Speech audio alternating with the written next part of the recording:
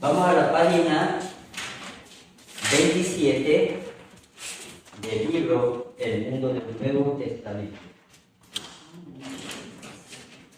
Página 27 del libro El Mundo del Nuevo Testamento.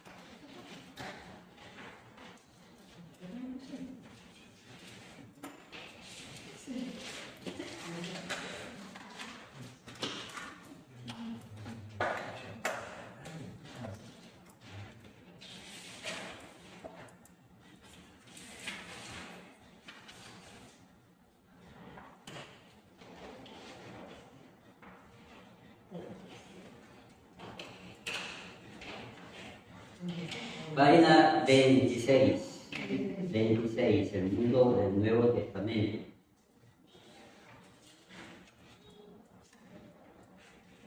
Vamos en la parte de arriba, ¿no? Donde se ve Atenas, Pablo predicó en extraordinario sermón a los filósofos griegos en el Areópago. La siguiente parada de Corinto. ¿Ven?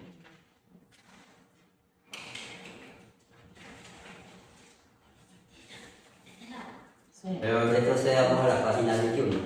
A la 21, a la 21.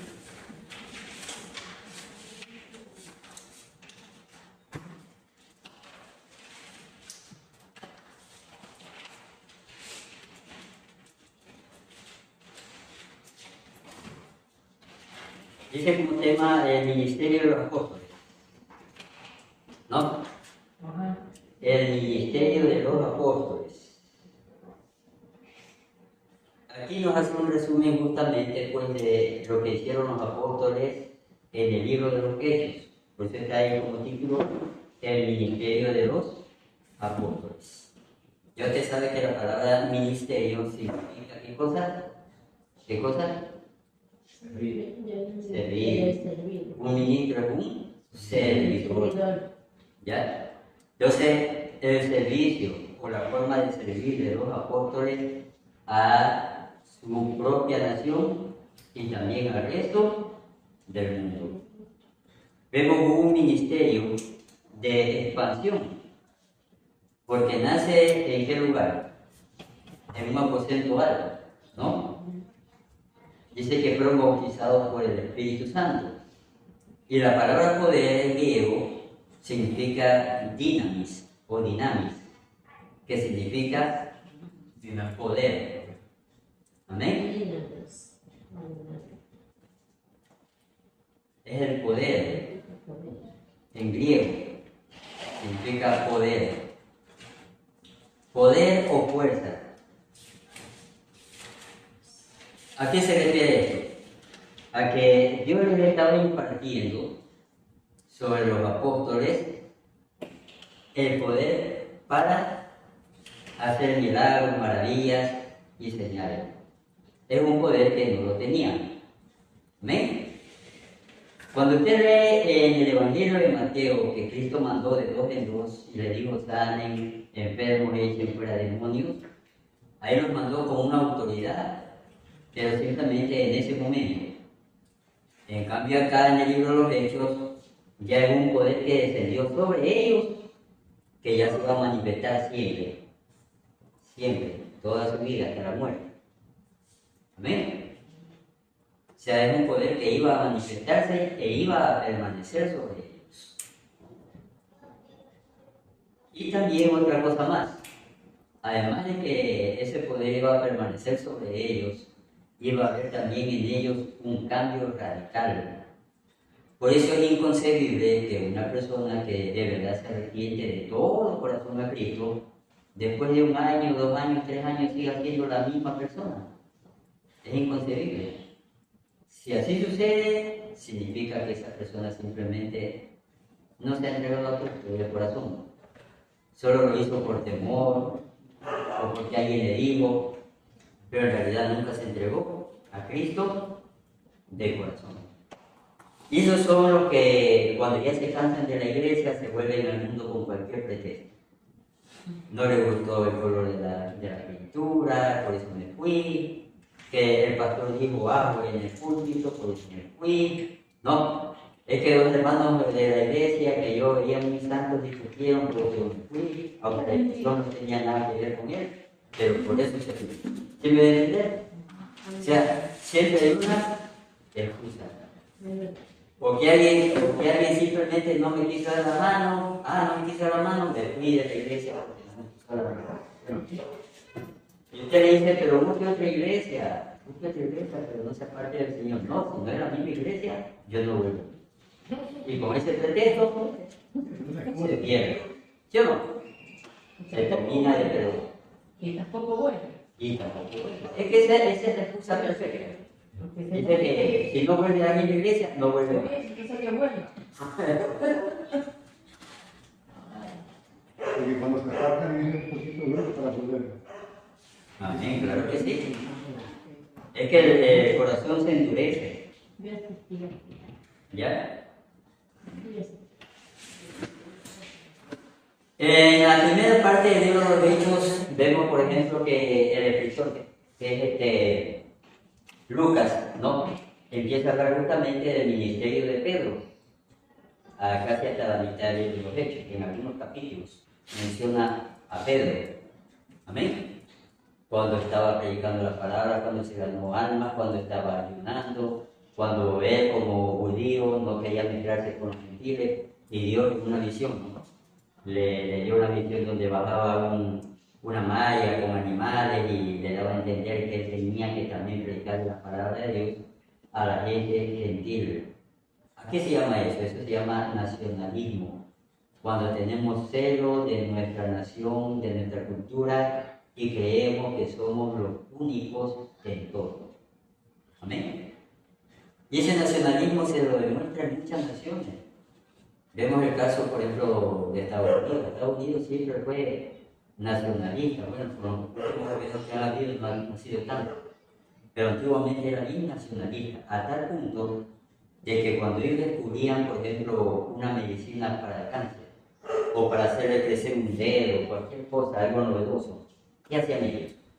Primero ellos usaban, según sus leyes, este producto 50 años. Después de 50 años lo declaraban obsoleto porque ya había algo mejor y eso ya lo ponían en venta al mundo entero. Así hacían ellos. No hicieron lo mismo con el televisor LED de pantalla plana. ¿Por qué no hicieron eso? Porque no se sabe si los chinos le robaron a ellos la copia, la fórmula, quién sabe qué. Pero ellos así mismo planificaron como todo invento, ese televisor simplemente usaron 50 años y después de 50 años recién venían por acá esos televisores de pantalla plana. No, primero lo veíamos en películas y después venían para acá recién a los 50 años, venta mundial. Pero los chinos le robaron la idea y apenas los chinos construyeron el primer televisor lo pusieron a la venta. Entonces, los chinos no tienen tanto ese nacionalismo como los norteamericanos. Solo en ciertas cositas es que hacen los chinos esas cosas, pero no en todo, porque ellos más bien la ganancia. Si ellos descubren una medicina, pues rapidito la ponen a venta, porque saben que hay ganancia. ¿Ya? ¿Qué ganancia tiene solamente venderle a sus ciudadanos? Se puede volverse más rico o millonario vendiéndole a los europeos. Por eso es que ahorita los norteamericanos ya muchas cosas que inventan ya no la procuran tener tanto tiempo porque ya saben que detrás de ellos están los rusos, los chinos, que si sacan primero el producto, primero que ellos pierden, ¿no? Pierden, por ejemplo, pierden credibilidad, también pierden el hecho de ser los número uno y descubrir muchas cosas y pasan a ser relegados segundo lugar, tercer lugar, y a la persona que es orgullosa no le gusta eso, siempre quiere ser el número uno en todo. Entonces, bueno, los israelitas en el tiempo de Pedro había muchos que eran nacionalistas y consideraban que el Dios de Israel era solamente su Dios, no debía ser compartido con otras religiones, ¿no? Porque a los demás, a los gentiles, los consideraban impuros, incircuncisos. Amén. ¿Sabe lo que es la palabra incircunciso? Que no está circuncidado. Entonces, así consideraban los israelitas a la gente de afuera. Yo le bendiga. No hay Jimmy. ¿Sí? Aquí le manda a mi papá y mi mamá, que no podían asistir hoy los bebés. Ella era la misma, ¿no? A la hermana, a cualquiera. Y gracias.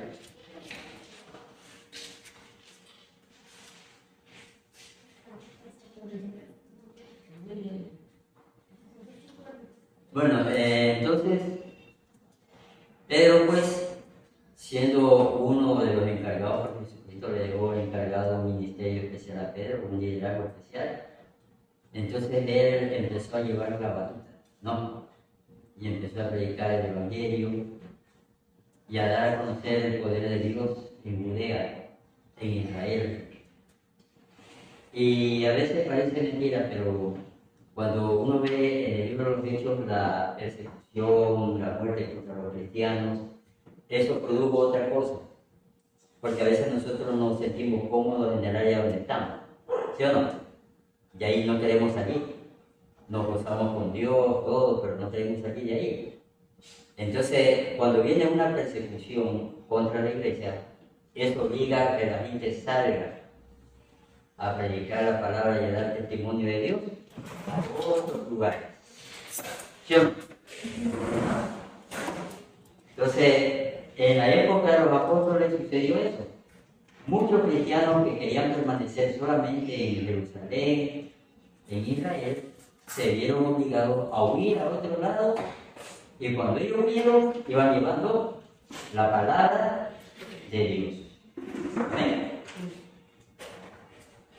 Vemos también en la otra parte del libro de los Hechos, ya aparece Pablo, pero Pablo no aparece directamente como Pablo, sino que aparece como Saulo. Saulo es su nombre hebreo. Ese era su nombre, Saulo. Pero cuando él ya viajó al extranjero, ya no usaba su nombre hebreo. Empezó a usar su nombre griego, que era Pablo. ¿Ya? ¿Sí nos damos cuenta? Saulo hebreo, Pablo era en griego. ¿Ya? Es como cuando usted se va a los Estados Unidos y usted jura la bandera norteamericana, allá los norteamericanos se ponen un nombre. ¿Ya? Claro que usted tiene en su cédula ecuatoriana su nombre ecuatoriano, pero ellos también allá le ponen un nombre como ciudadano norteamericano. Ya le dan otro nombre. Conserva su mismo apellido, pero ya le dan otro nombre. ¿Ya? ¿Sí me entienden? Así pasaba en las grandes naciones como Roma, todo. Ya obtenían una ciudadanía, pero al obtener una ciudadanía también le cambiaban el nombre a la persona. Porque supuestamente si ya era de Roma, pues ya no podía ser de la otra nacionalidad. ¿Amén? Vemos también pues, que en el libro de los Hechos nos narra pues, los viajes misioneros de Pablo. Incluso en Hechos 14, 26 a 29 dice que Pablo fue a dar el informe de su primer viaje misionero a un lugar. ¿A dónde fue a dar ese informe misionero? ¿A dónde fue? A Antioquía. Entonces dice que él fue, se reunió con los apóstoles y dio su informe misionero. Delante de los apóstoles, ahí estaba pues el pastor de la iglesia de Jerusalén, que era justamente el pastor Jacobo, ¿ya? Y mire, estas cosas son de reflexionar, porque muchos hombres de Dios en esta época se han llenado de orgullo y se autoproclaman apóstoles pensando de que al decirse que son apóstoles tienen más autoridad que un pastor. ¿Ya? Y quieren basurar a los pastores o ir a una iglesia y votar al pastor y decir yo soy apóstol y te puedo votar, te saco y pongo apóstol. Eso es falso. ¿Sí? Aquí Pablo nos demuestra que él puede dar su informe de su viaje misionero siendo un apóstol importante al pastor de la iglesia de Jerusalén que era apóstol. Amén. Por eso nunca nos olvidemos que la autoridad máxima siempre ha sido un pastor. Por eso es que la Biblia dice que Jesús es el pastor de los pastores. No dice que es el apóstol de los apóstoles, sino el pastor de los pastores. ¿Quién envió a los apóstoles? Porque la palabra apóstoles significa enviados para afuera. Fue Jesús, el pastor Jesús, fue el que envió a los apóstoles. El pastor envió a los. Un apóstol vendría a ser hoy por hoy como un misionero, que va a otros lugares a predicar la palabra y levanta iglesias, pero no las pastorea, solamente las levanta. Y si él pertenece a una misión, la misión se encarga de enviar un pastor o de levantar un pastor. Amén. O el mismo misionero va y habla con la misión que lo mandó y le dice, mire, aquí en esta iglesia hay como 4 hermanos que son bien fieles, que pueden pastorear la iglesia, yo doy fe de ellos, de buen testimonio y de buen espíritu. Entonces ahí la misión toma la decisión pues, de nombrar a alguno de los que subiera pues, el misionero que levanta esa iglesia. ¿Amén? Y ahí el misionero va y busca otros campos donde llevar la palabra del Señor, otros lugares. Yo sé que el pastor no es misionero, el pastor solamente permanece pastoreando el lugar donde está su iglesia. ¿Amén? El misionero es el que anda de un lado para otro viajando 1 año, 2 años, meses para formar una nueva iglesia, para predicar la palabra del Señor. Amén. Incluso hay misioneros que se han atrevido a dar su vida por la predicación de la palabra del Señor. ¿Ya se acuerdan de la historia de los misioneros que vinieron a predicar la palabra de Dios a los salvajes de aquí en Ecuador? ¿Se acuerdan de lo que pasó con ellos? En el oriente. Uh-huh. Regresaron. Ellos llegaron con la intención de predicarles la palabra, pero eran caníbales, se lo comieron. Y dice la historia que después vinieron las esposas de ellos y continuaron con la misión de predicar la palabra a los mismos que habían matado a sus esposos. Dice que ellas tuvieron éxito y ahí se formó una iglesia que hasta hoy permanece y ha crecido la iglesia indígena. No fueron valientes en mí, porque esto me pasa a mis esposos, imagínense. Bueno, han de haber sido ellas delgaditas, ¿no? Porque si eran gorditas. Tenían ganas de reírse, si eso ya me pasa yo, no me debería ir. Ya no regresaban. Y les fue bien, porque usted dice que... Y no, es que aquí es donde se ve la actitud del que de verdad sirve a Dios. Es obvio que una mujer que no tiene un corazón totalmente transformado por el poder de Dios, al ver que su esposo lo han matado, hasta se lo han comido, ¿qué va a ir allá? Si en su corazón no habría paz y sobre todo viendo a los asesinos y todo, no podría, ¿no? Pero ellas fueron valientes y ellas siguieron la boca que los esposos habían empezado. Eso es algo ya de valiente, o sea, eso no lo hace cualquiera, eso solamente lo hace el que de verdad ama al Señor y quiere que su obra avance. ¿Amén? ¿Se da cuenta? ¿Alguna pregunta?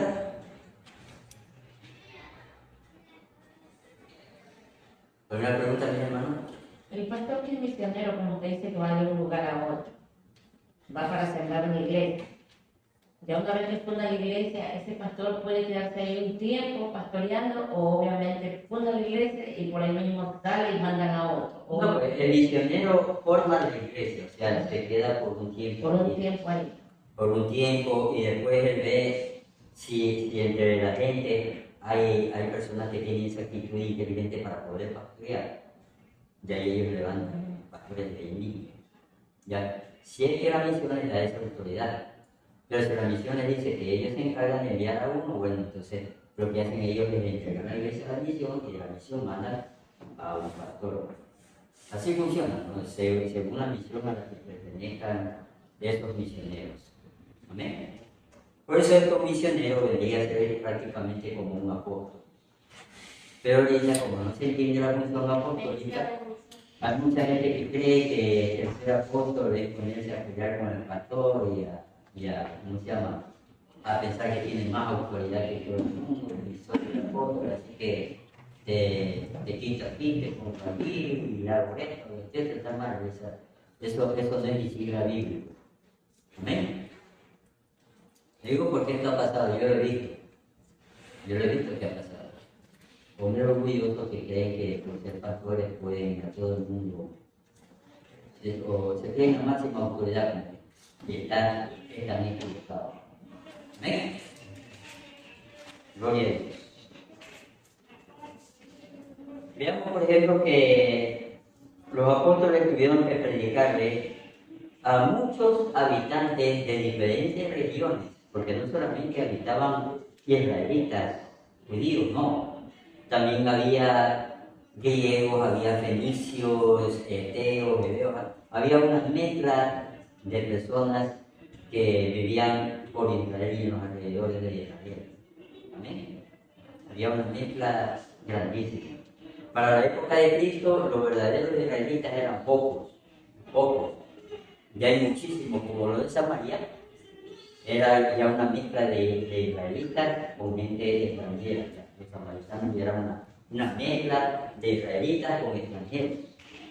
Y miren, cuando Jesús estuvo predicando la palabra, no hizo ninguna diferencia. Él también fue a predicar a Samaria la palabra.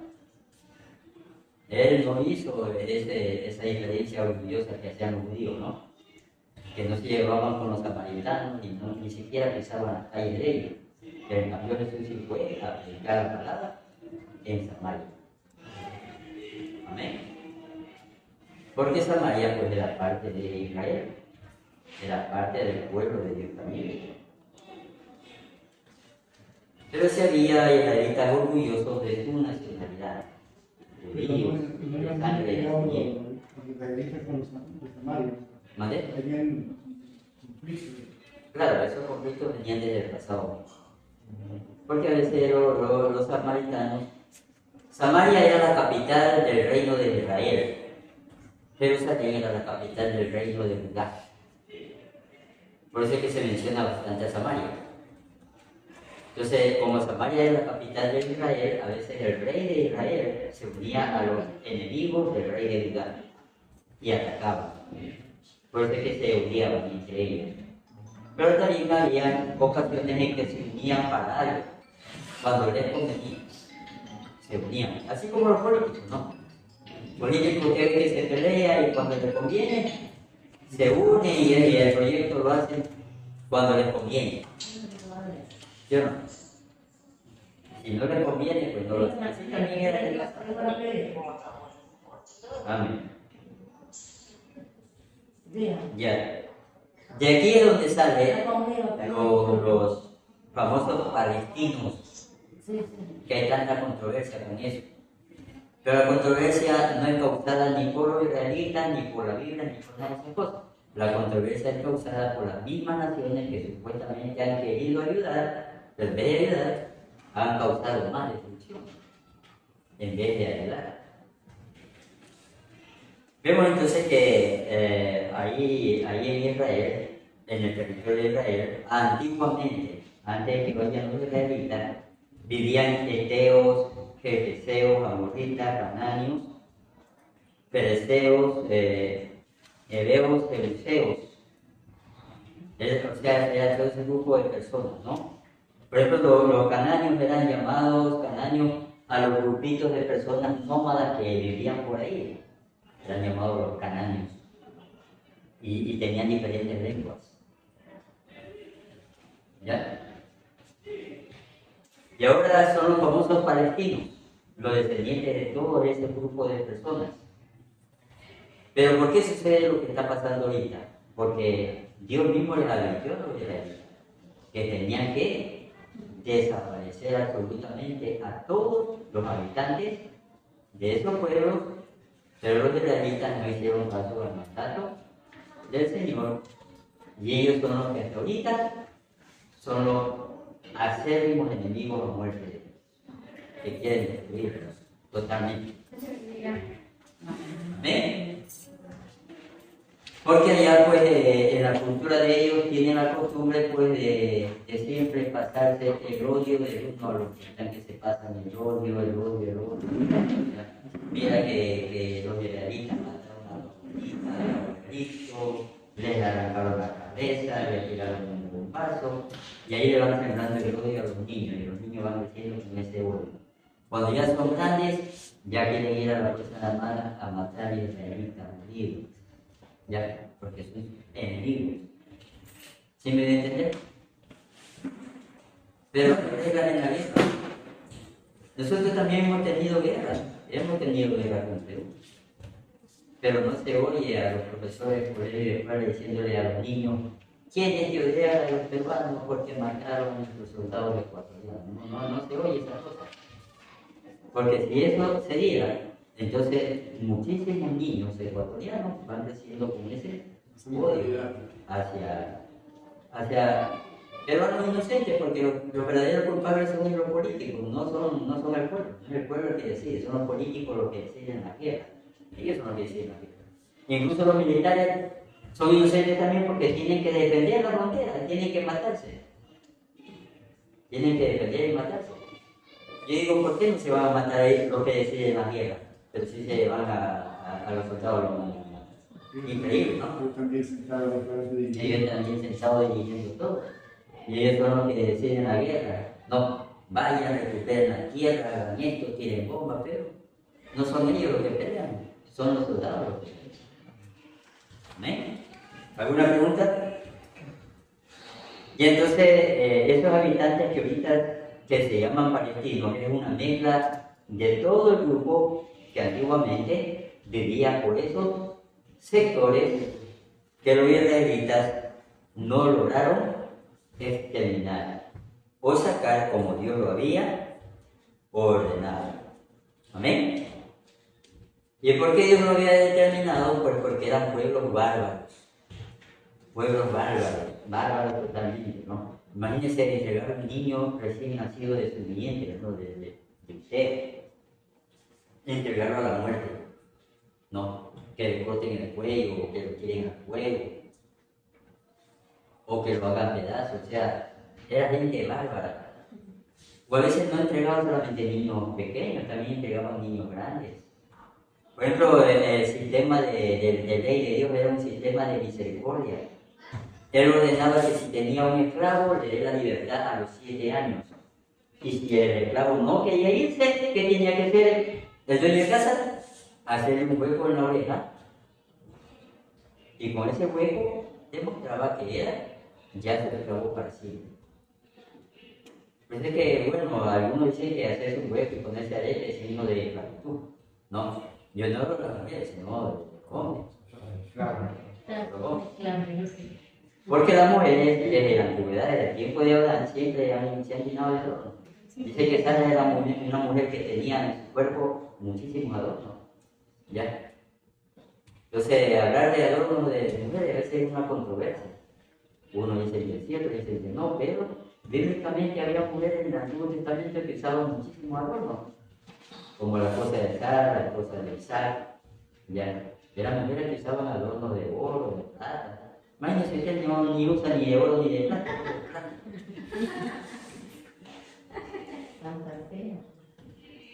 Ya, entonces, eran tan bárbaros que ellos no tenían una ley de misericordia, sino que la ley de ellos era simplemente radical. Si compraba usted un esclavo, era dueño de todo.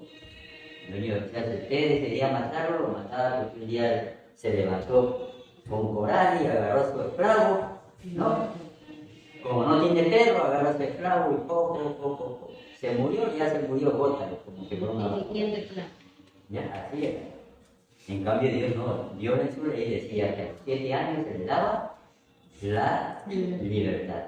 Y también en la ley de Dios, pues justamente decía que el amo no tenía por qué maltratar injustificadamente a su esclavo. ¿Ya? No tenía por qué hacerlo. Porque es un ser humano. ¿Amén?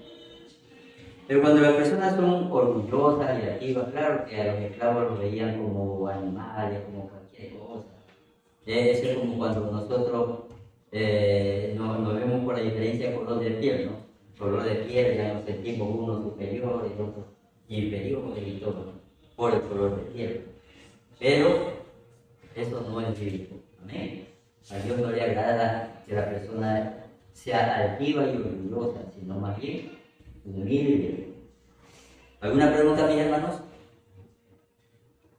Entonces, ¿qué hablaba el libro de los Hechos del principio hasta la mitad? ¿A quién es que mencionaba más? A Pedro. Y de ahí en adelante, ¿a quién mencionaba más? A Pablo, ¿no? ¿Qué significa la palabra poder en griego? Poder. Significa Dinámico. De ahí viene la palabra dínamo. Un dínamo es un aparato que produce energía. No, pero yo estoy hablando de dinámico, no de dínamo. Estoy diciéndole, ¿no? Es el poder de Dios impartido. ¿Por qué es esencial esto? Porque si ellos no hubieran recibido el poder de Dios, entonces no hubieran podido predicar la palabra de Dios con milagros, maravillas y señales. Hubiera sido simplemente una predicación de palabras y nada más. Nada más. Solamente palabras y palabras y palabras. Pero no había milagros. ¿Sí me voy a entender? Pero con el poder de Dios hubo todo, ¿no? Era tanto el poder de Dios que en el libro de los Hechos dice pues que solo con la sombra de Pedro dice se sanaban los enfermos. ¿Sí o no? En algún momento usted ha visto que cuando usted pasa con sus sombras se sana allí. No. No, pero a veces sí hay algo que favorece a las sombras, sí. De repente, uno cuando usted camina y su sombra va por ahí, viene algún animalito que quiere sombra y lo va persiguiendo. Para cubrirse del sol. Pero ese era el poder de Dios manifestado en su pueblo, ¿no? En el libro de los Hechos. Y bueno, quién sabe qué más habrá en el futuro, porque según la Biblia, en el futuro también Dios hará cosas que serán más superiores a las que hemos visto hasta hoy. ¿Qué será? No lo sabemos. Amén. Entonces, como los inventos, ¿se ha visto los inventos? Uno dice, ya existe de todo, pero mentira. Siempre Dios le da inteligencia a algún ser humano que inventa algo que sí necesitamos, pero que no sabíamos que necesitábamos. O sea, no lo sabíamos. Ya cuando ese invento se produce y empiezan a venderlo, recién me doy cuenta, yo necesito eso. ¿Sí o no? Pero antes de que se invente, yo decía, todo ya está hecho. ¿Qué más voy a inventar? Nada más. Imagínense que yo veía un video, me daba risa, han hecho como, ¿cómo se llama eso que le ponen a los perritos para llevarlos a la Collares. ¿Ah? Los collares de los perritos. Sí, pero hay una cosa que se ponen aquí. Pechero. Ya han inventado pechero para gallos. Para ponerle aquí y que salgan las alitas por los lados y todo. Y ya eso ya han inventado, imagínense. O sea, digo, hay gente que tiene esa habilidad de inventar cosas que creemos que no necesitamos, pero al final sí las necesitamos. Como el asiento del niño en un carro, ¿no? El asiento que lo ponen por detrás, así, eso no existía antes. Ya cambia ahora, ponen el asientito del niño ahí, lo ponen nuevecito ahí y le ponen el cinturón de seguridad. ¿Amén? Para que vaya ahí seguro el niño y no le pase nada. Antes no existía eso. Antes la madre tenía que conseguirse un pollón de guía y ponerse al niño a la espalda y irse conduciendo guaca. Irse conduciendo. ¿Sabes qué le digo? Que el pollón es una buena idea. Yo creo que las costeñas deberían usar eso. Que le mantiene sus manos libres. Le mantiene y el niño está acá, siente el trabajar, calor puede del hacer cuerpo de la todo. madre. Ella puede No tranquilamente. importa que el niño llore, termina durmiendo, se está llorando. En cambio, Carmen, pues, se amarra las manos y no hacen nada. Pretendo, pero no sé. No sé, ¿verdad? Esa es que Esas son ideas que deberían de seguirse, pero no las esa seguimos, es que no se Eso es más hace cómodo. porque ya es parte de la cultura. y dice, ay, no hay que chupar más, que no hay que chupar. Así es. Deberían inventarnos ya niños con garras de araña para que se agarre ahí. Bueno, entonces, veamos, en los tiempos de Cristo, también hay un lugar famoso que se llamaba la Biblioteca de Alejandría. ¿Qué me puede hablar usted de la Biblioteca de Alejandría? Acuérdense de algo de la Biblioteca de Alejandría. ¿Será Alejandro el que estaba ahí viviendo? Fue Alejandro. ¿Por qué se llamaba Alejandría?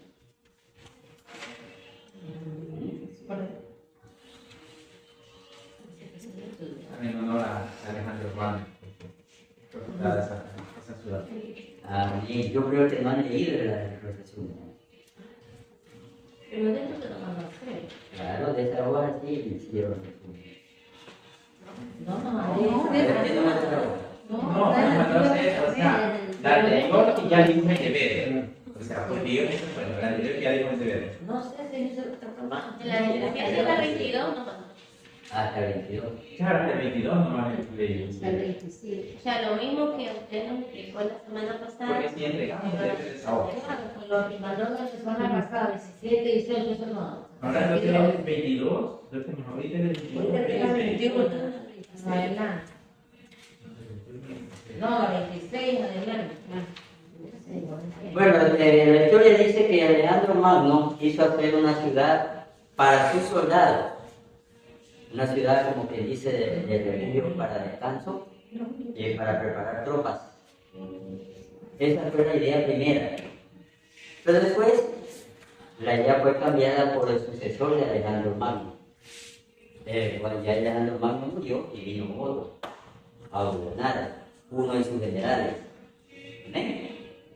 Ese general que gobernó después de Alejandro Magno fue el que le puso de nombre a Alejandría en honor a Alejandro Magno y terminó de edificar la ciudad, ya no como una ciudad para soldados, sino como una ciudad con la biblioteca más grande del mundo entero de esa época.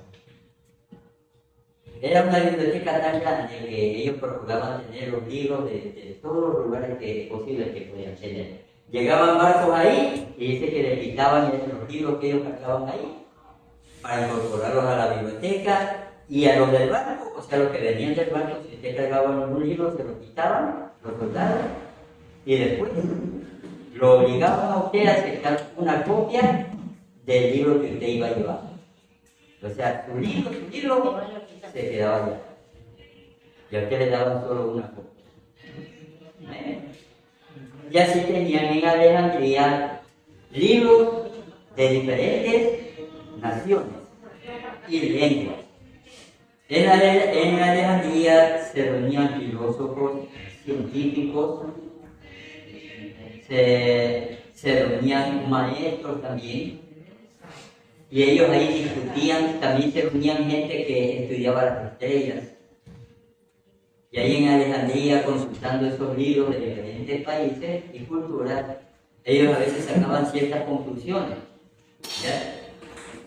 Y entre ellos discutían a veces ciertos temas, porque había salas en la biblioteca de Alejandría donde se reunían a discutir temas. Y había gente que le gustaba ir allá para escuchar lo que discutían ahí entre filósofos, ¿no? Las ideas que uno decía, lo que decía, ¿no? algo extraño que había descubierto en algún libro, también lo ponían en difusión, y eran grandes cantidades de gente discutiendo horas de horas sobre temas y temas. ¿Ven? Por eso era famosa la biblioteca de Alejandría. Y fue justamente en Alejandría donde fue traducida la palabra del Señor al idioma griego por 70 escritos, ¿no? Y estos rollos o esa traducción se le llamó la traducción Septuaginta, la que fue traducida por 70 sabios, decía, ¿no? 70 sabios que tradujeron del hebreo al griego. Pero todo tiene su porqué. ¿Por qué Dios permitió que se traduzca del hebreo al griego? Primero porque era más fácil para muchas personas que ya conocen el griego leer la palabra del Señor y escuchar en griego la palabra del Señor. ¿Ven? Y al pasar el tiempo, a nuestro tiempo, fue más fácil traducir al inglés, al español, del griego al inglés, al español. Es un idioma un poco más fácil de traducirlo que el hebreo, que el arameo y otros idiomas más, como el egipcio. Imagínense si la escritura hubiera sido escrita en idioma egipcio, casi no se hubiera podido traducir todo con exactitud. No todo, ¿ven? O en otras lenguas, ¿no? Hubiera sido muy complicado traducirlo al español, al inglés o a otras lenguas, así como ahorita existe la Biblia en el mundo entero. Es el único libro que tiene casi traducida en casi todas las lenguas del mundo entero, casi todas, porque hay lenguas que existen hoy en cuyas lenguas no ha sido traducida a la traducción. Pero existen pequeños pueblos donde hablan un idioma que ni usted ni yo entendemos. Incluso hay en el África un grupo de indígenas que se comunican con silbido, ese es su idioma. Solo silban. Y según el tono de los silbidos que dan, es lo que ellos dicen, entre ellos. ¿Quién entendería eso? Yo no entendería eso de estar silbando uno al otro con silbidos. Así cuando los indios van a morir, que se silban los manos, ella entiende. No, pero yo me refiero a un idioma que es de silbido. No es solamente para el mar, no. Es como así como lo que estamos ahorita conversando. Ellos con silbos, con silbidos, es su idioma. ¿Ya? Amén. ¿Alguna pregunta, mis hermanos? Anote el deber de la materia, el mundo del Nuevo Testamento. Deber del mundo del Nuevo Testamento, deber, ponga ahí. ¿Cuál era el orden político y social en los tiempos de Jesús? ¿Cuál era el orden político y social en los tiempos de Jesús? ¿Cuál era el orden político y social en los tiempos de Jesús?